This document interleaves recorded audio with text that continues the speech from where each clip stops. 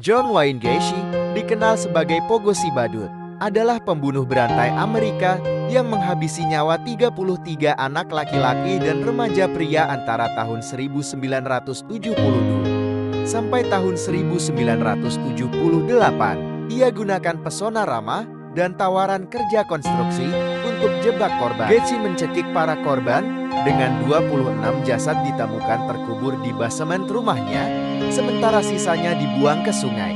Penangkapannya bermula setelah hilangnya remaja bernama Robert Peace yang mengarah pada penggeledahan rumah Gacy. Dihukum mati pada tahun 1980, ia dieksekusi pada tahun 1994. Kasus ini menjadi simbol predator tersembunyi, mengungkap sisi gelap di balik penampilan ramah masyarakat. Kasus kematian Ali Salam tahun 2013 adalah misteri yang menggemparkan. Mahasiswi asal Kanada ini ditemukan tewas di dalam tangki air di atap Churchill Hotel, Los Angeles. Sebelum hilang, rekaman CCTV memperlihatkan perilakunya yang aneh, menekan tombol lift secara acak, keluar masuk lift, dan melakukan gerakan tangan misterius. Lokasi jasadnya sulit dijangkau tanpa akses khusus, menambah kejanggalan. Meskipun otopsi menunjukkan kematian akibat gangguan mental terkait bipolar, banyak teori bermunculan, termasuk unsur supranatural. Ditambah reputasi kelam Churchill Hotel, kasus ini terus menjadi bahan perdebatan. Hingga kini, rekaman CCTV Elisa tetap menjadi simbol horor yang tak terpecahkan. Tragedi Situ Gintung terjadi pada 27 Maret tahun 2009, ketika tanggul waduk buatan era Belanda di Ciputat, Tangerang Selatan, jebol akibat hujan deras. Sekitar 2 juta meter kubik air menerjang permukiman, menewaskan lebih dari 100 orang, dan menghancurkan ribuan rumah. Penyebab utama adalah kelemahan struktural tanggul, kurangnya perawatan, dan pembangunan pemukiman di zona penyangga. Bencana ini memicu trauma mendalam bagi korban. Pemerintah merespons dengan evakuasi, rehabilitasi tanggul, dan penataan ulang kawasan. Peristiwa ini menjadi pengingat pentingnya pengelolaan infrastruktur dan mitigasi bencana. Tragedi Bunker Kali Adem terjadi saat erupsi Gunung Merapi pada 14 Juni tahun 2006. Dua relawan, Waluyo dan Sukiman, berlindung di bunker darurat di Kali Adem, Sleman, untuk menghindari awan panas wedus gembel.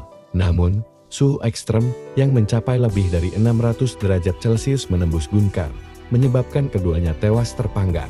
Lapisan abu vulkanik yang menutupi bunker memperparah kondisi dengan meningkatkan suhu di dalamnya. Tragedi ini menjadi pengingat akan dahsyatnya kekuatan alam dan pentingnya perencanaan perlindungan yang lebih baik saat bencana vulkanik. Dia lebih mengerikan dari Sumanto.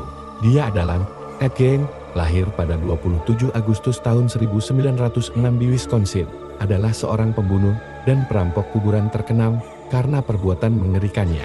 Ia menggali makam untuk mencuri tubuh wanita, mengubahnya menjadi barang-barang seperti masker wajah dan furnitur. Gein terlibat dalam 2 pembunuhan, namun lebih dikenal karena penemuannya yang mengerikan di rumahnya.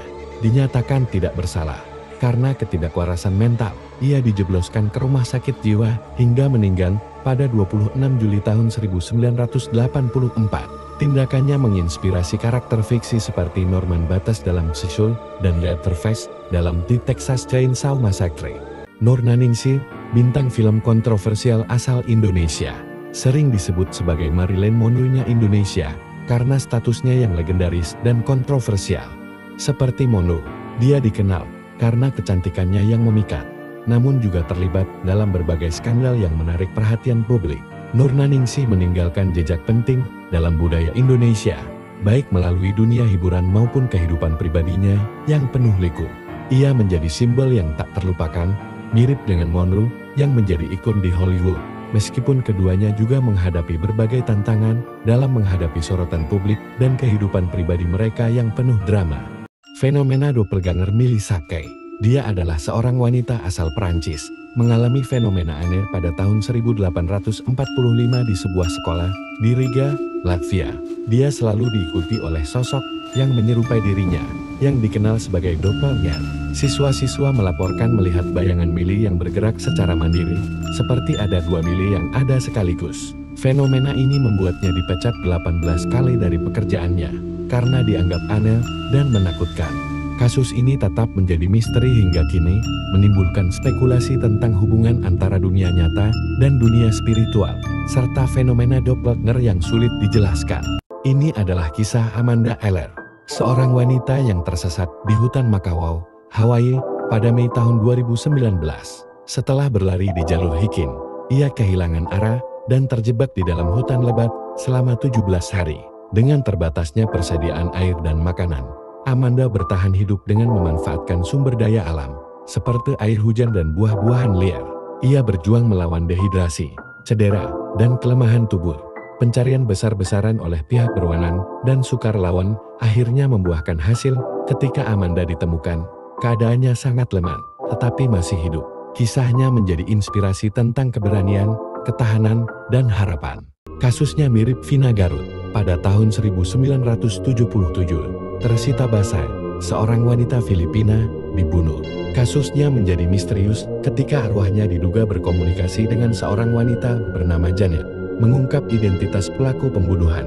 Teresita disebutkan memberi petunjuk yang mengarah pada sesama pekerja medis yang kemudian ditangkap.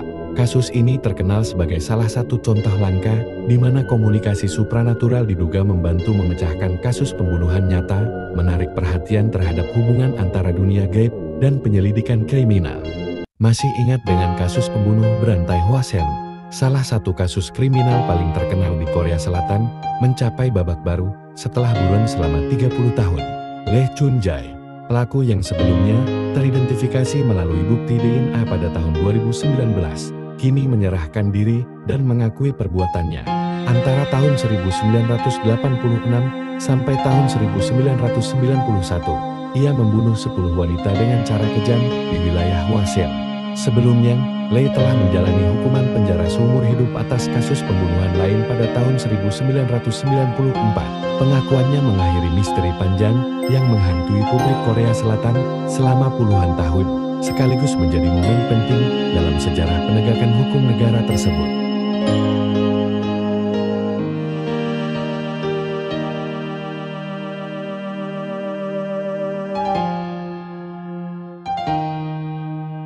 Kota Gaib Wentira adalah legenda tentang kota gaib di Sulawesi Tengah, dekat Gunung Gawalis, Palu. Kota ini diyakini sebagai kerajaan makhluk halus dengan peradaban maju dan teknologi canggih. Wentira disebut sebagai kota modern yang tak terlihat oleh manusia biasa, kecuali mereka yang memiliki kemampuan khusus atau mendapat izin dari penghuninya. Tugu kuning di Jalan Trans Sulawesi sering dianggap sebagai gerbang menuju kota ini. Cerita rakyat menyebut penghuni Wentira hidup damai dengan penampilan mirip manusia, tetapi sering dijuluki manusia tanpa lubang karena kepercayaan bahwa tubuh mereka tidak memiliki organ pencernaan. Padang 12 adalah kawasan hutan di Kalimantan Barat yang dikenal sebagai tempat gaib. Penduduk percaya bahwa hutan ini dihuni oleh makhluk halus bernama orang Budian yang hidup dalam kota tak kasat mata dengan peradaban maju. Mereka digambarkan cantik atau tampan, kaya, dan hidup damai.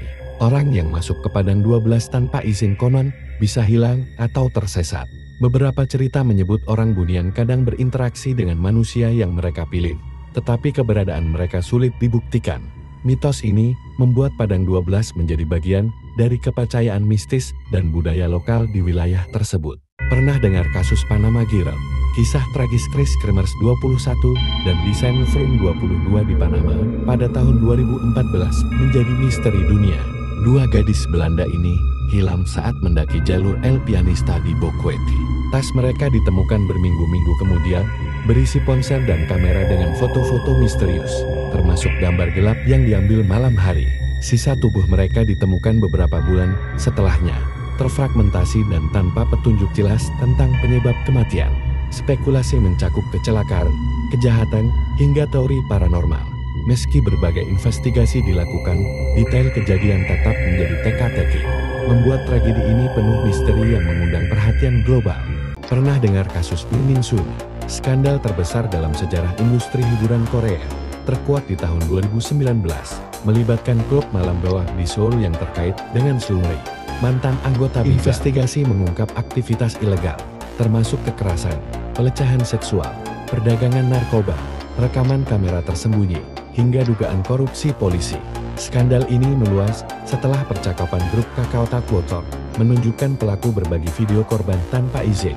Seungri didakwa dengan berbagai kejahatan, termasuk menyediakan prostitusi untuk investor. Kasus ini mengguncang dunia hiburan Korea Selatan, memicu gelombang kemarahan publik dan membuka sisi gelap industri di Korea, hingga menyeret nama-nama besar lainnya ke dalam penyelidikan. Sumanto versi Jepang.